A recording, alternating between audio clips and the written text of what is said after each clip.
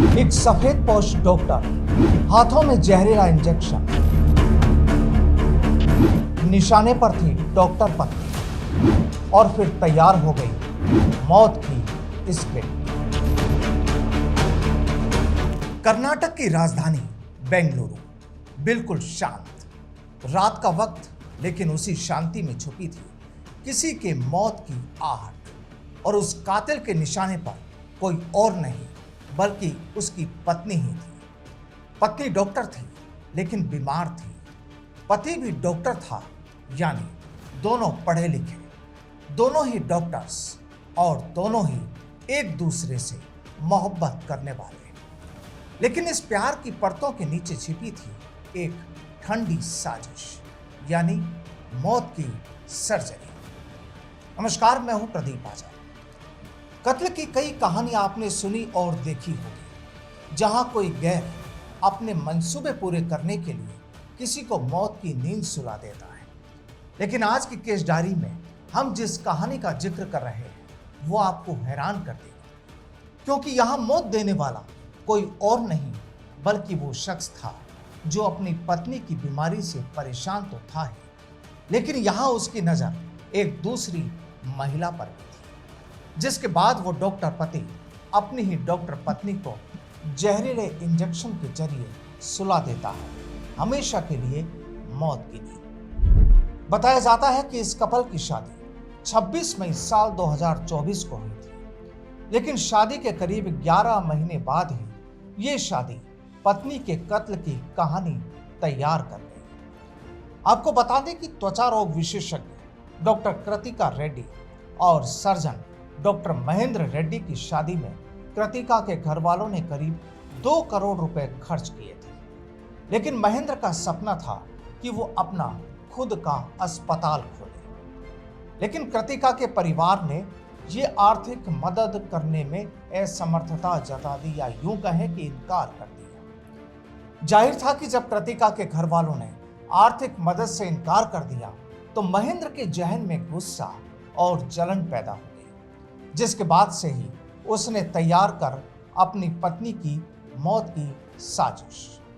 वहीं एक दूसरी महिला से इसके ताल्लुकात भी थे, तो जाहिर था कि वो इस शादी से छुटकारा चाहता था, वह भी बिना तलाक और बिना झंझट के, और वो भी सिर्फ एक इंजेक्शन के जरिए।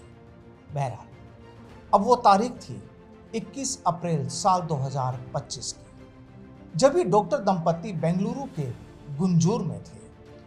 उस दिन कृतिका ने अपने डॉक्टर पति को कहा कि उसके पेट में दर्द है, जिसके बाद महेंद्र ने उसके पैर में कैनुला डालकर इंजेक्शन से कुछ दवाइयां दी। और अगले दिन घर से जाने से पहले महेंद्र ने कृतिका को उसके माता पिता के घर पर छोड़ दिया। अगले दिन कृतिका ने पैर में दर्द की शिकायत की और महेंद्र से व्हाट्सएप पर पूछा कि क्या वह कैनुला हटा सकती है, जिस पर महेंद्र ने उसे मना कर दिया और कहा कि वो उसे दवा की एक और खुराक देगा और इससे दर्द खत्म हो जाएगा। और उसी रात महेंद्र ने कृतिका को इंजेक्शन का एक और डोज दिया। लेकिन अब तस्वीर बदल चुकी थी, क्योंकि इसके बाद कृतिका और बीमार पड़ गई। उसे अस्पताल ले जाया गया, जहां डॉक्टरों ने उसे मृत घोषित कर दिया। मामला पुलिस के पास पहुंचा तो पुलिस को लगा कि यहाँ कोई साजिश नहीं बल्कि ये नेचुरल डेथ है।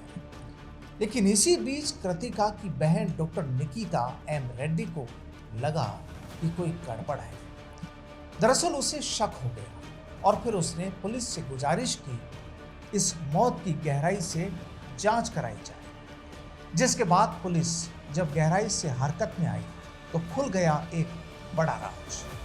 अब वो राज क्या था वो आपको बताते हैं। दरअसल 21 अप्रैल को जब कृतिका ने अपने डॉक्टर पति से पेट दर्द की शिकायत की थी तो महेंद्र ने मुस्कुराते हुए कहा कि चिंता मत करो, मैं डॉक्टर हूं ना।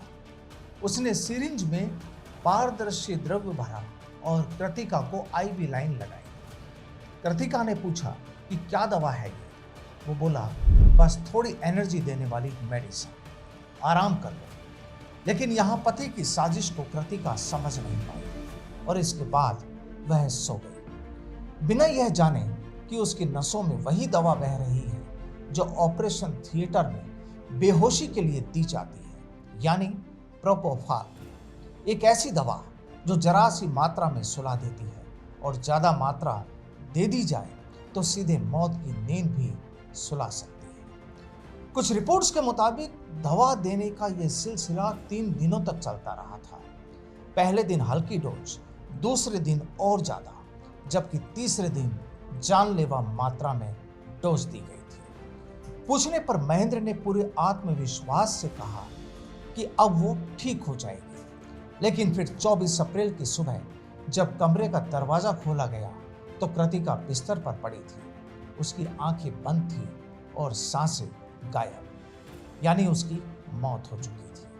बहरहाल, कत्ल की इस कहानी को लिखे जाने के बाद जब कृतिका की बड़ी बहन डॉक्टर निकिता रेड्डी, जो कि खुद एक रेडियोलॉजिस्ट थी, उसने जब मौत की वजह पूछा तो महेंद्र ने काफी ठंडी आवाज में कह दिया कि शायद हार्ट फेल हो गया।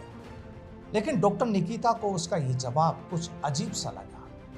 इसकी वजह यह थी कि कृतिका एकदम फिट रहती थी और उसने कोई गंभीर बीमारी की बात कभी नहीं बताई थी, और ऐसे में उसकी हार्ट अटैक से अचानक मौत उन्हें कुछ हजम नहीं हुई। जिसके बाद निकिता ने पुलिस से कहा कि ये मौत नहीं, कुछ और है।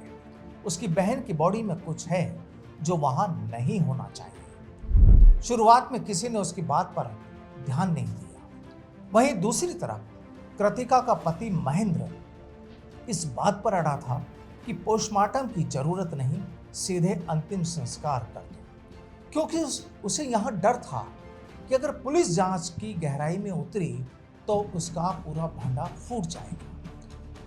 लेकिन कहता है कि पुलिस अगर ठान ले तो फिर वो बाल की खाल भी निकाल लेती है, और यहां भी कुछ ऐसा ही। आखिर कृतिका की बहन निकिता के दबाव के बाद पुलिस ने कृतिका के शव का पोस्टमार्टम भी कराया। पोस्टमार्टम रिपोर्ट के बाद विसरा सुरक्षित कर उसे एफएसएल में जांच के लिए भेजा गया, और इसके बाद करीब 6 महीने तक चुप्पी छा गई। फिर एक दिन एफएसएल रिपोर्ट आई, जिसका जाहिर सी बात है सभी को इंतजार था, और इसके साथ ही आ गया एक बड़ा तूफान। दरअसल रिपोर्ट में लिखा था कि डेड बॉडी में प्रोपोफॉल पाया गया। ये बेहोशी करने वाली ड्रग है जिसे बेहद सीमित मात्रा में सर्जरी से पहले मरीज को दिया जाता है, जबकि अस्पताल की रिपोर्ट्स में कृतिका को ऐसी ड्रग देने का कोई जिक्र नहीं था, और इसका सीधा सा मतलब था कि कृतिका को अस्पताल में नहीं बल्कि घर में बेहोशी की दवा दी गई थी। वह दवा भी इतनी ज़्यादा मात्रा में दी गई थी कि उसके असर से कृतिका का बच पाना नामुमकिन था, और जाहिर था यहाँ भी ऐसा ही हुआ था, क्योंकि उसकी भी मौत हो चुकी थी। अब जैसे ही फॉरेंसिक रिपोर्ट आई, पुलिस ने महेंद्र को ढूंढना शुरू किया। साथ ही महेंद्र के घर की तलाशी ली तो वहां से सिरिंज, ड्रिप और मेडिकल उपकरण मिल गए, जिनमें भी प्रोपोफॉल के निशान थे। जिसके बाद पुलिस के हाथ डॉक्टर महेंद्र के गिरबान तक जा पहुंचे और उसे गिरफ्तार कर लिया गया। कुछ रिपोर्ट्स के मुताबिक जब पुलिस ने महेंद्र से कड़ी पूछताछ की तो सामने आया कि इस कत्ल की 3 वजह मुख्य थी, जिसमें संपत्ति, अवैध संबंध और कृतिका की बीमारी। पुलिस जांच के दौरान डॉक्टर महेंद्र रेड्डी ने कबूल किया था कि हत्या पहले से सोची समझी यानी प्री प्लान थी। उसने कहा कि संपत्ति का विवाद हत्या का मुख्य कारण था। वो कहता है कि अगर मैं कृतिका को तलाक यानी डिवोर्स देता तो मुझे संपत्ति में हिस्सा नहीं मिलता, इसलिए मैंने तलाक नहीं दिया। वहीं तलाक देने से समाज में इज्जत जाने का भी डर था। वहीं हत्या के लिए संपत्ति और स्वास्थ्य समस्याओं के अलावा आरोपी महेंद्र ने पुलिस के सामने यह भी कबूल किया था कि उसका एक अवैध संबंध भी है। हालांकि उसकी सफाई थी कि अवैध संबंध की वजह से हत्या करने का कोई इरादा नहीं था। खैर, जो भी हो, लेकिन फॉरेंसिक टीमों ने इस मामले में जब्त किए गए उपकरणों से मिले भारी मात्रा में डेटा की जांच भी की और करीब 10 लाख से ज्यादा डिजिटल फाइलों का विश्लेषण भी किया, जिनमें फोन पे ऐप से 485 चैट रिकॉर्ड और बरामद किए गए। वहीं कई हटाए गए मैसेज भी शामिल थे। तो ये थी दो डॉक्टर्स की मोहब्बत, कत्ल और कातिल की कहानी। केस डायरी में फिर मिलेंगे किसी नई कहानी के साथ। तब तक के लिए इजाजत, नमस्कार।